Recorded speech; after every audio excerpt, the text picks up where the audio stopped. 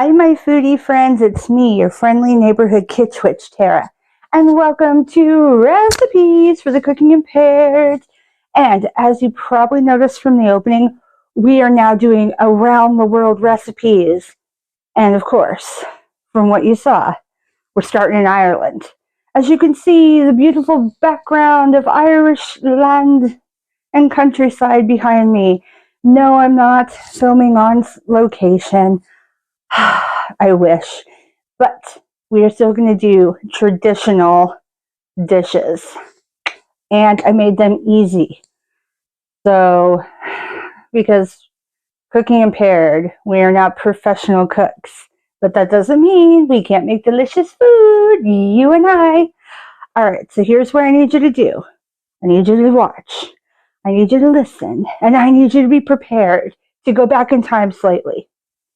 We are doing a recipe that traditionally is done on All Hallows Eve. Yes, All Hallows Eve. Also, in a lot of places, known as Halloween. This particular recipe is both Irish and French, and it involves charms. And no, I don't mean magic charms. And yes, Kitsch Witch, that is a reason that you might be thinking. And what kind of charms I'm talking? These charms are referred to as Irish charms. They are a coin, a dried bean, a piece of cloth, and a ring. And they all have a meaning if you find them in the recipe we're about to make. All right, foodie friends, as you can see, there is already a bowl of brown, lumpy wonderfulness. That is the lemon zest, the orange zest, the white grapes, also called sultanas, and regular standard green grapes that have been sitting in the hot English tea for more than 10 hours. Ideally, this is something that you can do like early in the morning and then make it at night, or which is what we did, or you can do the opposite where you put it together right before bed and then work on cooking it up the next day. So once it's done set, you're just covering it with a saran wrap or a cling wrap or something of that sort, just to keep it safe, and just put it off to the side.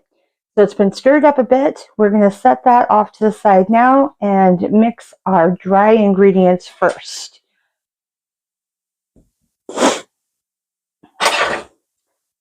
Okay, so we already have measured in the pumpkin, the flour, and the baking powder. But like I said before, baking powder, not baking soda. And that gets all mixed in, and then once it's mixed up together, then we'll add the wet.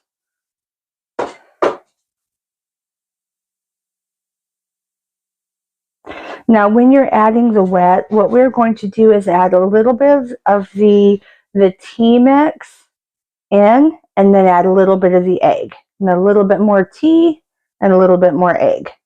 And you're going to do that a little at a time and mix together.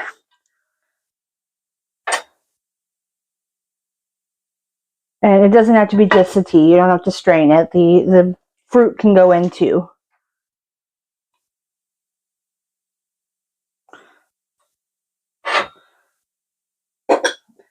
All right, okay, stir that in.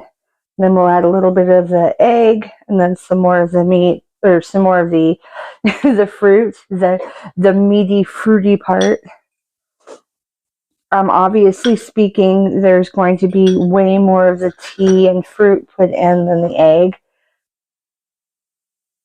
But this kind of helps it not get overbeaten and just makes it a little easier, because if you put the egg in after the fruit, then you're doing extra beating, which can sometimes flatten everything. So yeah, we don't want flat, we want delicious.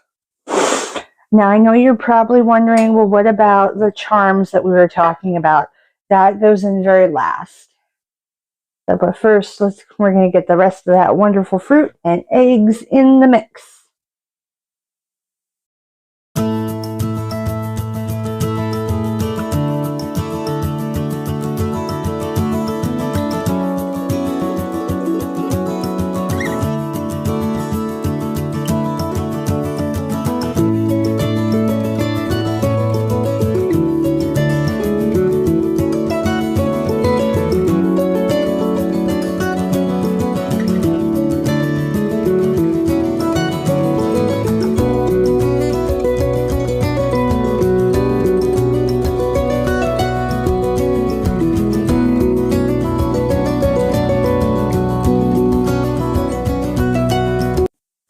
Now, as we were beating it, I had forgotten to mention that we had put the vanilla extract in with the eggs.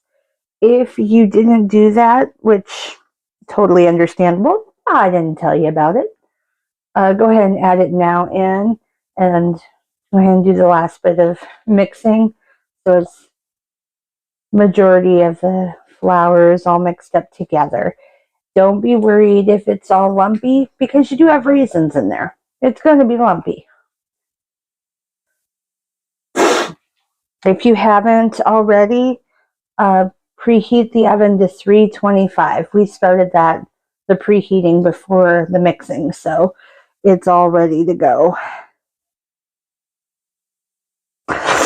Also, thank you.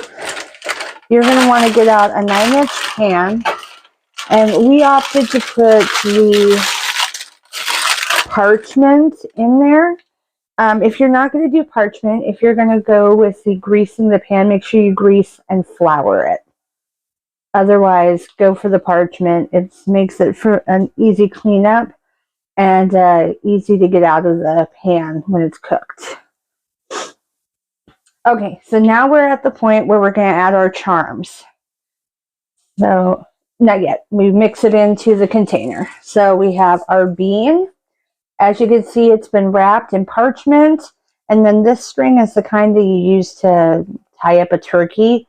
You just want to make sure whatever kind of string you use, it's not dyed, because that's going to be in your food and then you're going to eat it. So drop that in there.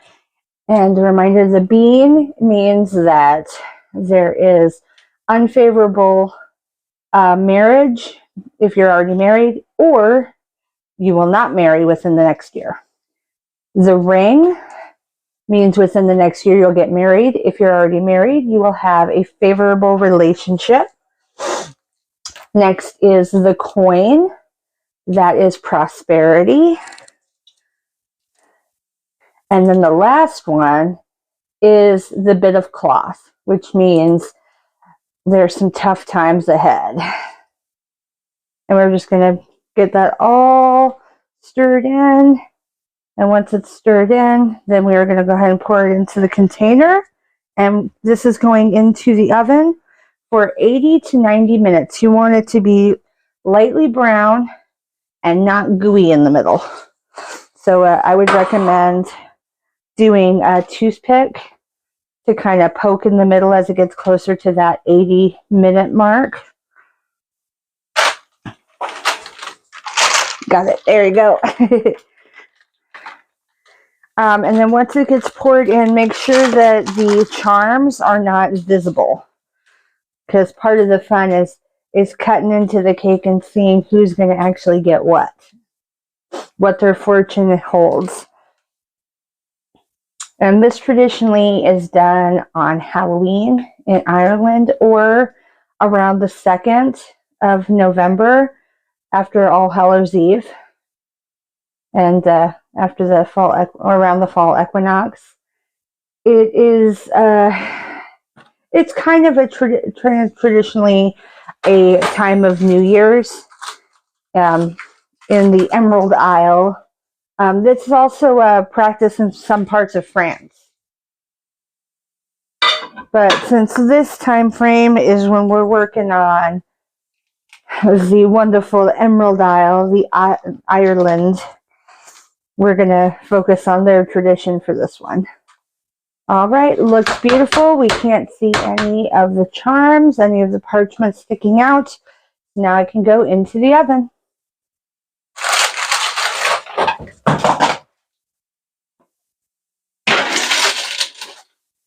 All right, and we're going to set the timer for 80 minutes, and then we'll check it at that point. Come here, Papa.